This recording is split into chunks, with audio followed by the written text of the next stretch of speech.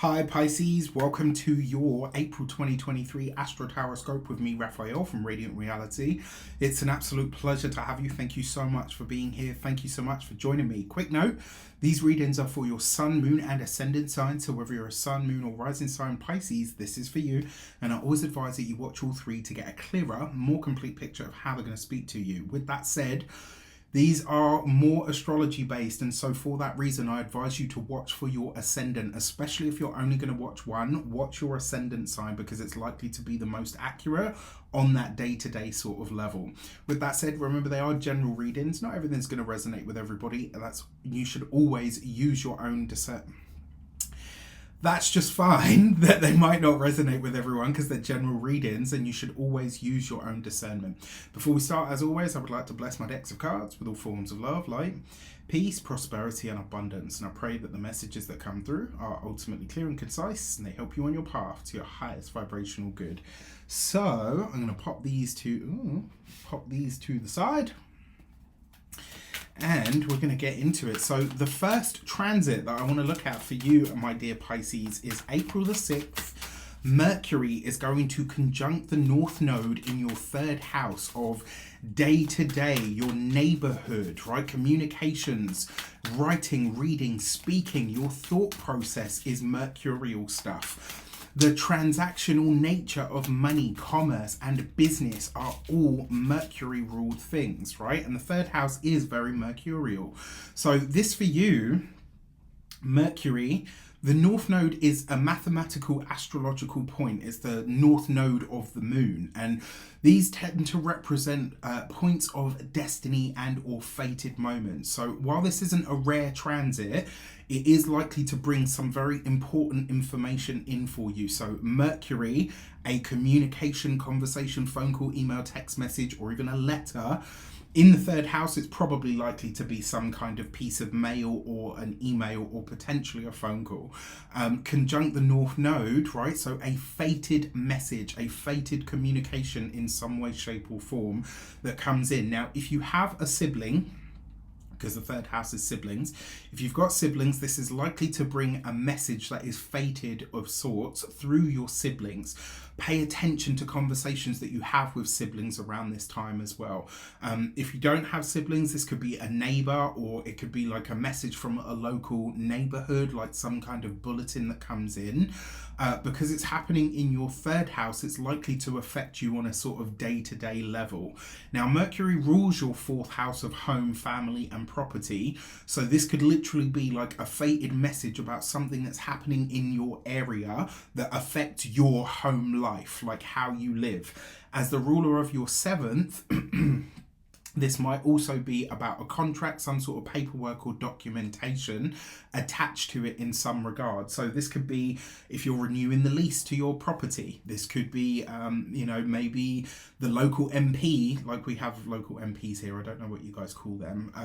Maybe they declare some new rule or some new law or whatever. It's likely to be something that is going to, in essence, affect you. Like it could be something as small as we're closing your road for 3 months so that we can, work on the power lines or whatever. And, in order to do this, we've got to dig up the road. Do you know what I mean?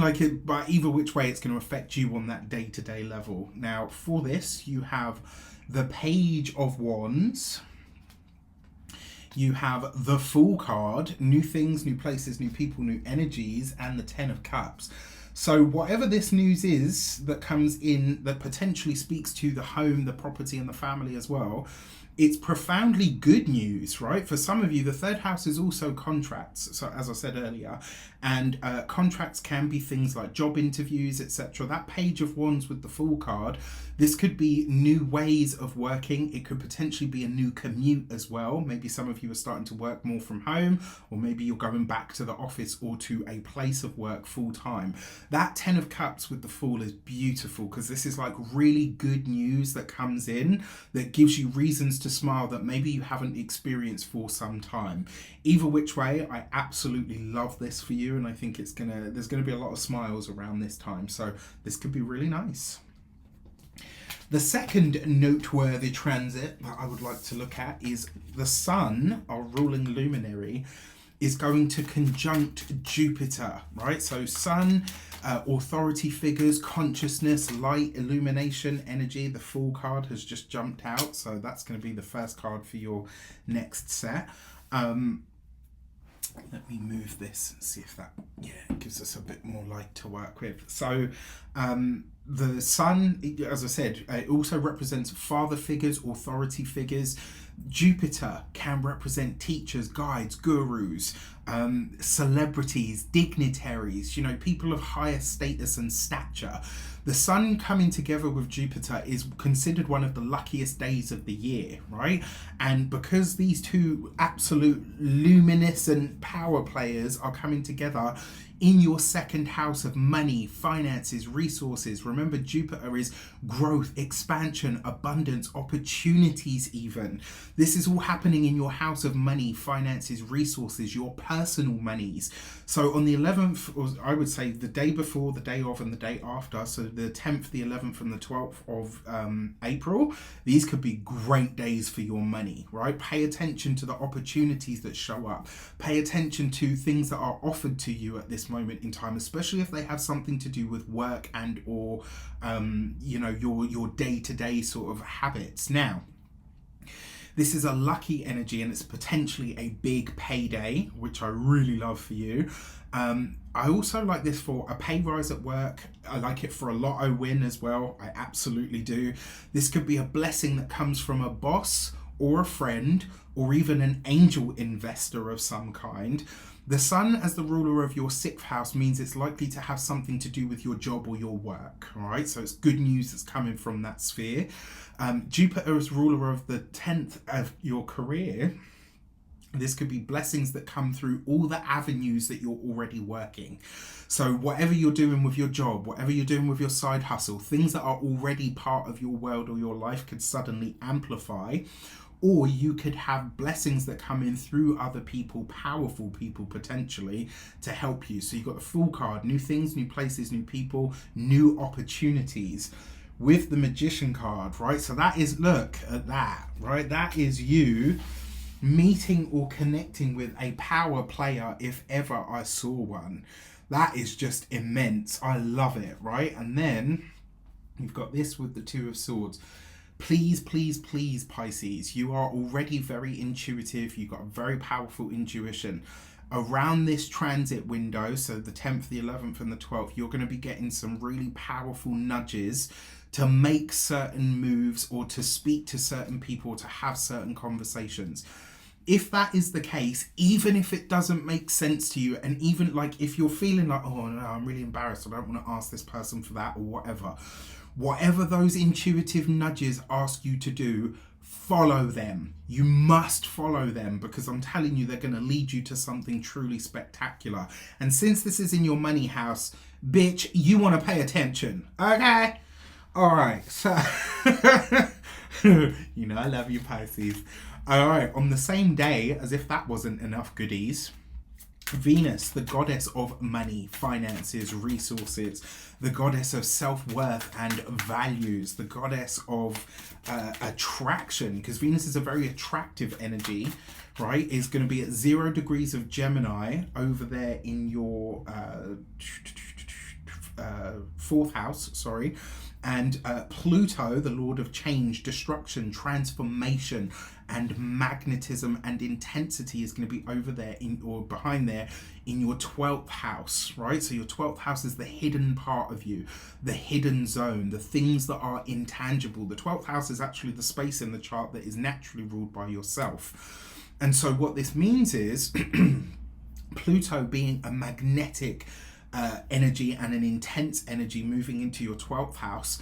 Yes, this is highlighting your self-sabotaging tendencies, but it's also magnetizing and pulling to you blessings from the other realm, blessings from the intangible realm. This is, the 12th house is the space of the intangible. It's dreams, it's the subconscious, it's the deeper drives and motivations that seem to be unconscious. It is the deepest recess of self. Besides the 4th and the 8th house, the 12th house is the deepest, right? It really is. It also represents the past. Now, Venus, as the ruler of your third house and your eighth house, is bringing good news, blessings, harmony to your home sector, right? So she's magnetizing or attracting good things to your home. Maybe home is more pleasant to you at the time. Maybe you feel like you want to decorate or make the home a bit more pleasing to the eye. That's possible. Pluto in your 12th house, but as the ruler of your ninth, that is a very spiritual energy, right? Anytime that the ninth house and the 12th house come into a connection, you're talking about very powerful spiritual energy, because both of these houses are spiritual houses. This could be taking your dreams and your vision powers to another level. Pay attention to them. If you're not doing a dream journal or starting to do some kind of active dream work, get on it. Don't waste it. You've got 20 years of this transit, but you know, you can milk this one in the here and now, especially if there's something that you need to know about, right? Before you go to sleep, really go into a deep questioning mode. Ask your brain one specific question and get really serious on that, and let them to do the work for you. Remember the day of the 10th, the 11th and the 12th. Communication comes from the past, but this could be talking out of your personal, so the communication from the past could be someone reaches out to you from your past, an old friend, an old colleague, you know, third, eighth house stuff, maybe somebody that you worked with, potentially somebody that you studied with, or maybe all of the above.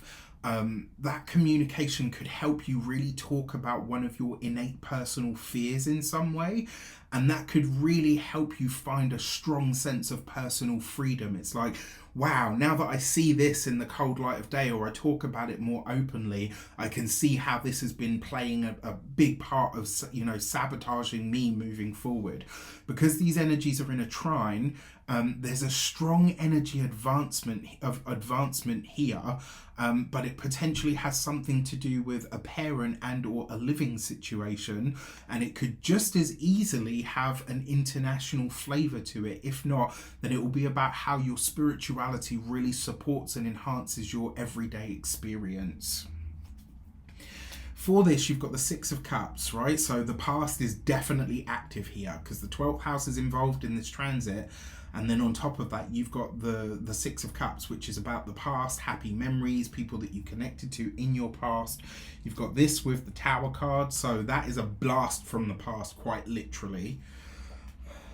And you've got this with the Two of Swords. So you will see this one come in. So usually with the Tower card, you don't see it coming. But because you're so psychic anyway, and at this time you're going to be so much more intuitive, you will see this come in 3, maybe 6 weeks in advance, right? So as I'm doing this reading now, between now and the 11th of April, there are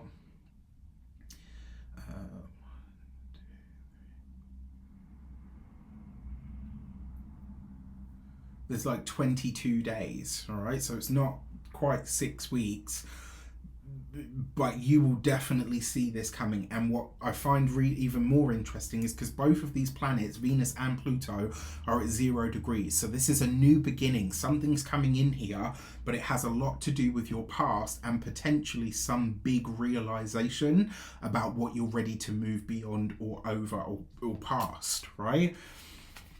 Okay, and then finally, the last transit is going to be on the 20th of April.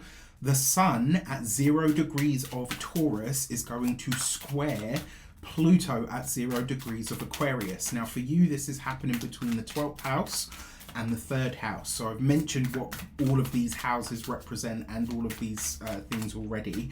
But it's worth mentioning that the 12th house, like I said, it is that intangible. It also represents sleep and dreams. And so maybe this is where some of the messages are coming from. Now, the Sun being an authority figure, being in that 3rd house is highlighting your job, your skills, the things that you're doing on that day-to-day level.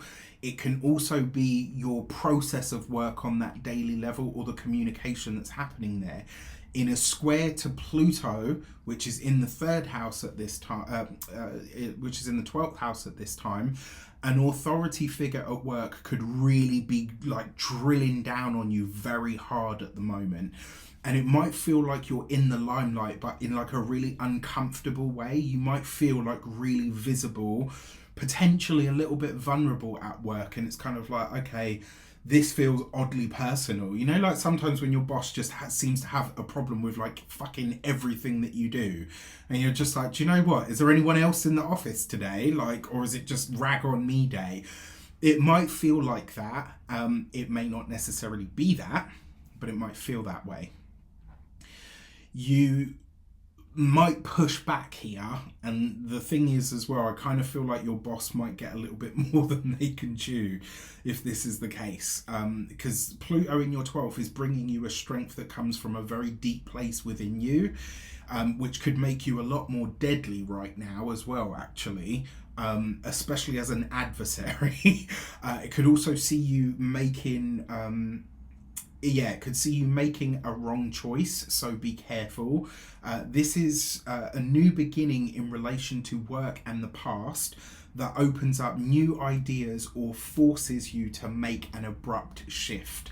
So something is put, like in a sense, your hand is being forced here, right? A square always makes you uncomfortable enough to do something about it.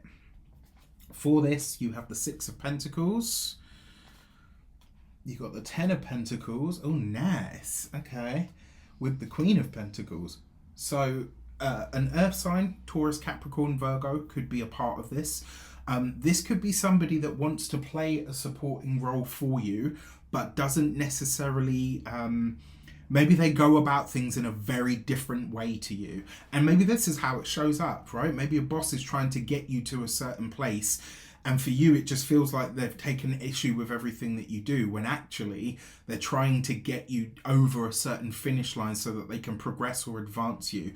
The Ten of Pentacles on top of that Six. Here, you are, in essence, I don't want to say you're in a tight spot, but I kind of feel like there's a part of you that's like, okay, I'm here for the money. And not much else. So you could start looking for different work at this point. You might start saying, sorry, that's one of my manifestation alarms. See, I practice what I preach. So yeah, it's an interesting triplet, and I gotta be honest, that April 20th energy is not easy. It's going to be intense for everybody, I think, because Pluto by its very nature is intense. And in a square to the sun, this could be an authority figure. It just seems to be really getting in on your goodies. All right, so for your weeks of the month, I know you're probably thinking, but Raph, where are the sectors of our months? They are coming in a separate video. So for the first week of the month, the Tree of Life, one of my favorite cards. It basically represents divine intervention and assistance. So whatever that message is that comes in through that Mercury Conjunct the North Node, and that's the same day as the full moon in Libra, I might add. So, you know, there's definitely some fated news here that feels like divinely orchestrated or inspired, which is great. For the second week of the month, you've got the World card. So something that happens in your community or potentially in your locality that you can't get around, but it could end up being really beneficial for you. You might even make a connection in your local environment or your neighborhood that actually ends up helping you in some regard. Then you have the Emperor for the third week, right? So this third week of the month, expect some clashes, all right? That's what I'm just going to tell you straight up. Expect some clashes. Do expect to really, you know, someone could be trying to sort of lay down the law of how it's going to be or how it's meant to be. And you're like, yeah, let me can tell you how it is, right? But you want to tell me how it's going to be. This is why Raph can't work for anybody else. No. Then you've got the Strength card for the fourth week of the month. So as I said, there is something that is coming from a very deep place within you. that is giving you a sense of strength, power, and even deadly ferocity that nobody has ever seen from you before. Maybe not even you have seen from you. And to be honest with you, I kind of feel like this is where the universe is driving you. And do you know what's really funny about this? I've had this feeling for a long time now, for probably about 5-6 years. And it's like every sign that is known for a specific thing is, and obviously, you know, there's the progressed chart is a thing in astrology. So, you know, for every year that you're alive, your chart advances by a year. Or I think it's like a degree for a day, and you know, there's different ways of doing progressions and solar arcs and stuff. But the premise is that basically as you age, you morph into the sign that follows your own, right? The sign that follows Pisces is Aries. And I've felt for a long time like I'm seeing Virgos act a lot more like Leos. I'm seeing Librans act a lot more like Scorpios. I'm seeing Aquarians start to morph into Pisceans. Pisceans start to become more Aries-like. It's like every sign has shifted one sign forward. And this, you know, powerful sort of energy that's coming in for you guys, it's going to see you acting more like an Aries. So for your full moon on the 6th, you've got the gate 15 and humanity. And the message behind this card is that full moon, I think, is really going to highlight to you what community actually is and means to you, and who is or isn't a part of your community. I think you're going to see things in a profoundly very different, potentially quite powerful way.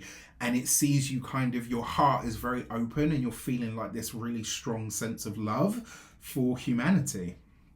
And for yourself and your own community. Wrong deck, Raph. This deck. And for the new moon / eclipse, you have the gate 38 and fighter. So not only is this a fresh start, not only is this a big moment of new things making their way into your life, this is a moment at which that new moon, which happens actually interestingly the same day as the sun squaring Pluto, there's going to be not a bust up per se, but there is going to be something that you need to fight for in, potentially a way you've never had to fight before. You're having to find a power and a strength that maybe you've never called on before, but you realize has always been there within. With that said, I wish you an abundance of all of that good stuff. Let me know in the comments, do you love it? Do you loathe it? I will be right there with you in the comments, and I really look forward to seeing what comes about. All right, with that said, take care, and I'll see you soon.